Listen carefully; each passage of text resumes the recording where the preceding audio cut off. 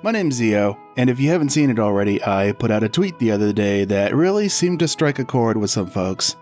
In that tweet, I said, PSO2NGS needs some damn lore. I hope they start fleshing things out with the world building here. This got me thinking over the past few days. Why do we play RPGs? What is it about RPGs that stands out the most over, say, fighting games or FPS or platformers? Out of all these genres, RPGs have perhaps the largest time commitment. Besides leveling and character progression, what makes us want to sink countless hours into these games? We become invested in these worlds thanks in no small part to their lore, world building, and storytelling. Now these other genres might have these things in spades, but with an RPG it stands out the most. They really are the heart and soul of any RPG. And this is something that PSO2NGS is sorely lacking.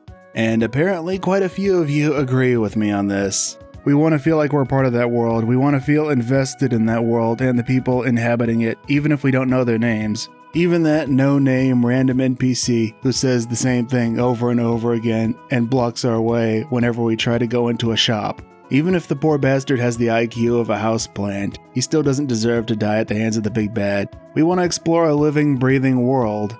We want to learn about the different cultures of the different towns that we visit. Why do these people live like they do? What challenges do they face? What's their geography like? What sets them apart from, say, their next door neighbors? Do any of our party members or the main antagonists call these places home? What's their relationship with the people inhabiting those locales? Do they have any friends or family? And of course you have the main characters themselves on both sides. How did they get where they are at the point where we meet them? And how do their actions, past or present, affect the world around them? What about things like magic and technology, and how do they play into the world?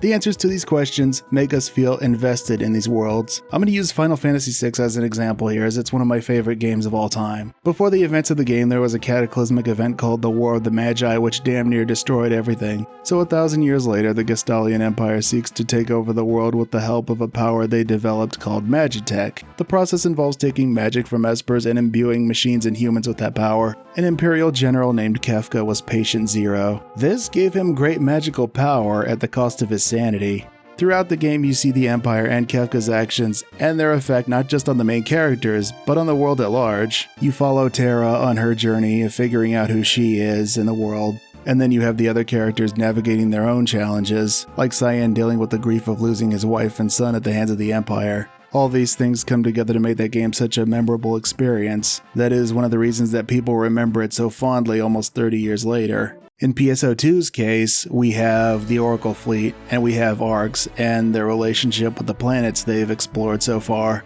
We have the Photoners and how their actions set everything into motion. And then you have Matoi and her growth throughout the story. Even gameplay elements like AIS and Urgent Quest felt like they had a place in the world. These things all came together to make the original PSO2 feel as memorable as it did. Even if you totally slept on the story, you still felt like a part of ARCs every time you departed on an emergency quest. And then you have New Genesis. Here we are just arbitrarily crash landing on this planet. We have no memory of how we even got here, and it turns out we're not the only ones. Of course, we're thrust into conflict once again with these creatures called the Dolls, whom the natives have been fighting for quite some time. And then you have Aina and Manon, who just feel forgettable right now. The whole bit with Garoa at the beginning is more memorable than anything Aina has done so far. You don't even see those two outside of the story quests. It's not like base PSO2 where you saw the NPCs on the ship and you could interact with them and their dialogue changed as you progress through the story. The girl's absence outside of the main story just makes them all the more forgettable. And then you have Halpha itself. It just feels empty in comparison to some of the other planets base PSO2 had. I get they want to convey a sense of mystery,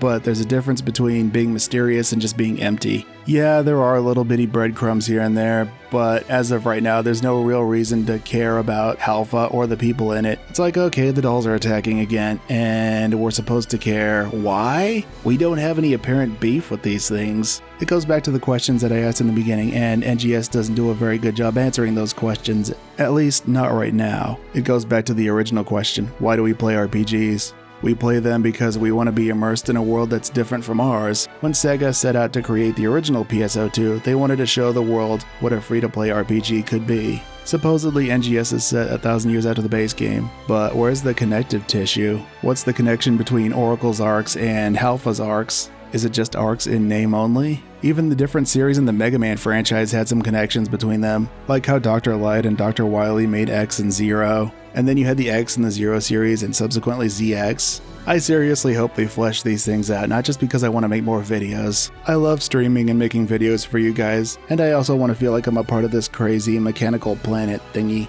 So what do you guys think? You know how much I love chopping it up with you guys in the comments section and on the streams. We talk about this kind of stuff all the time there. If you enjoyed this and you're brand new here, well, you know what to do.